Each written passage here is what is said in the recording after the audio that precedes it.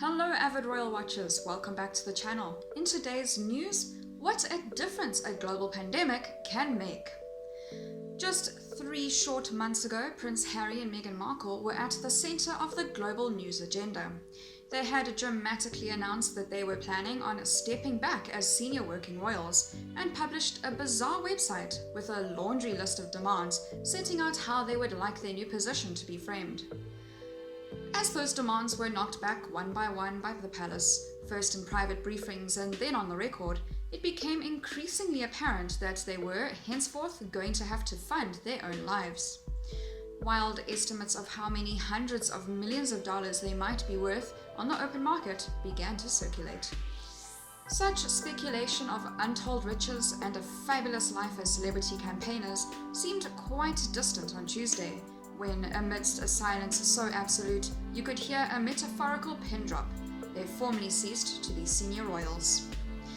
Instead, they are just 2 more private citizens living in Los Angeles under the extraordinary global lockdown. It is unknown exactly where Harry and Meghan are staying, but they are likely to have secured themselves a pleasant and spacious pad somewhere in West Hollywood.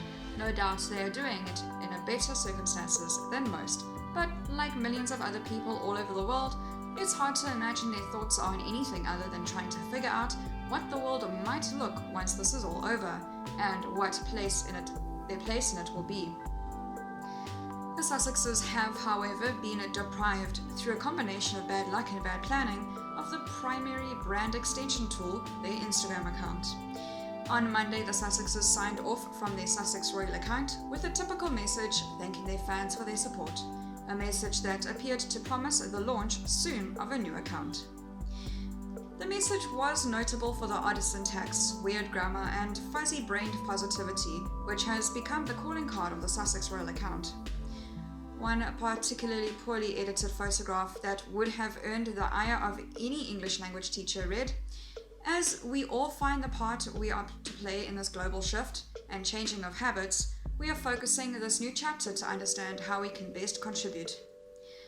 The astonishing lack of professionalism and attention to detail in this final post is typical of a seat of the pants, it'll all be okay attitude that has characterized much of the Sussexes' tumultuous journey over the past 3 months. From the impetuous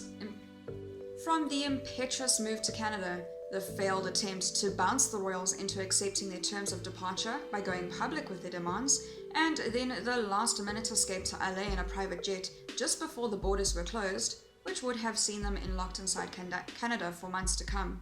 The Sussexes fuel the distinct impression that they are making this up as they go along.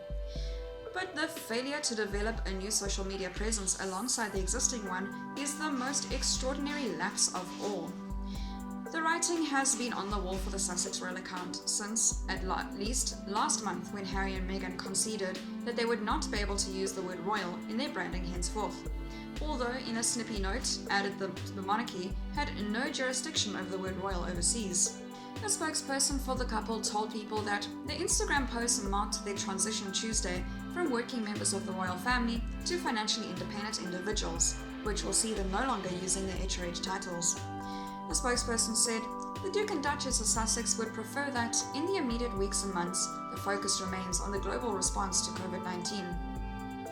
The Duke and Duchess of Sussex will spend the next few months focusing on their family and continuing to do what they can, safely and privately, to support their work with their pre-existing charitable commitments while developing their future non-profit organization." They have already issued a statement making it clear they'd rather people focus on COVID-19 than on them. Social distancing has really stopped all the royals in their tracks, like everybody else. It's perhaps not surprising that the Sussexes are trying to spin their new social media silence as a worthy act of humility. The truth may be rather simpler. It's just a very bad time to relaunch a struggling brand. The fact that on Sunday they considered it to be an appropriate use of their position to post a message advising people how to cope with mental strain of isolation, while on Tuesday they are arguing that to continue doing would be a distraction in the fight against COVID-19, rather shows that they were not opting for silence entirely voluntarily. That doesn't mean it's not the right thing to do, of course. Strategically, having now missed the opportunity to develop the Harry and Meghan brand alongside Sussex Royal, delaying the launch of their new online identities is undoubtedly the right move. As the royal author Christopher Anderson, author of the best-selling biography Diana's Boys, told the Daily Beast, although they obviously would have never wished coronavirus on the planet, this pandemic provides the kind of distraction Harry and Meghan need to adjust to their new lives. They have already issued a statement making it clear that they'd rather people focus on COVID-19 than on them. Social distancing has really stopped all the royals in their tracks, like everybody else. Celebrities from Madonna to Gal Gadot have largely damaged their brands whenever they have attempted to inspire the masses or trigger debate around the coronavirus on social media. As this public health disaster continues to unfold, shrewd celebrities will keep themselves out of the limelight, which makes sense of the current rumor circulating that we might hear nothing from Meghan and Harry for several months. There is one little problem, of course: the fact that, having quit the royal family, the couple now need to earn their own living, not least to pay for their expensive security detail that President Donald Trump very publicly passed on. Kick-starting Meghan's film career could be hard to do when the economy has been shut down, and Harry's apparent top source of income, giving speeches to rich bankers, is unlikely to work well in the time of social distancing. The enforced pause of the coronavirus is forcing many people around the world to think carefully about their options and what they really want from life. It's likely to be having the same effect on Harry and Meghan, as they confront the first day of non-royal life in a world changed unimaginably from the day they embarked on this new path. That is all for today's news. Thank you very much for listening. I'll see you next video.